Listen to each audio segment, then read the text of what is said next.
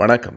நான் சுபவீர பாண்டியன். 1942ஆம் ஆண்டு முதல் இன்று வரையில் வெளிவந்து கொண்டிருக்கிற ஒரு ஏடு முரசொலி என்பதை நாம் அறிவோம். ஆனால் அது வெறும் ஏடன்று.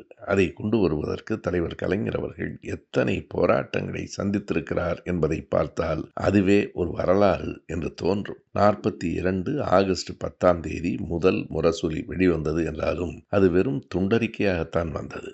அதனையும் கூட தொடர்ந்து நடத்த முடியவில்லை. பிறகு 48ஆம் ஆண்டிலிருந்து வந்தது. நின்று போன முரசொலி 54ஆம் ஆண்டிலிருந்து வார இதழாக வந்தது. அது எப்போது நாடேடாயிற்று? பெரியார் பிறந்த நாளில். அதுவும் பெரியாரை விட்டு பிரிந்திருந்த நேரத்தில், திமுகவில் இருந்த நேரத்தில் கலைஞர் அவர்கள் பெரியார் பிறந்த நாளான செப்டம்பர் 17ஆம் நாளன்றுதான் 1960ஆம் ஆண்டு முரசொலியை ஒரு நாடேடாக நடத்த தொடங்கினார். ஒவ்வொரு கட்டத்திலும் அவர் சந்தித்த சிக்கல்கள் பல. அது துண்டறிக்கையாக வருகிற போது கூட அதில் வந்த செய்திக்காக சிதம்பரத்திற்கு கூட்டத்திற்கு வரக்கூடாது என்று கலைஞருக்கு காவல்துறை தடை விதித்தது. பிறகு வார ஏடாக ஆன பிறகு முகவர்கள் பணம் தரவில்லை. எத்தனையோ போராட்டங்களை சந்தித்துத்தான் முரசொலி இன்றைக்கும் வெளிவந்து கொண்டிருக்கிறது.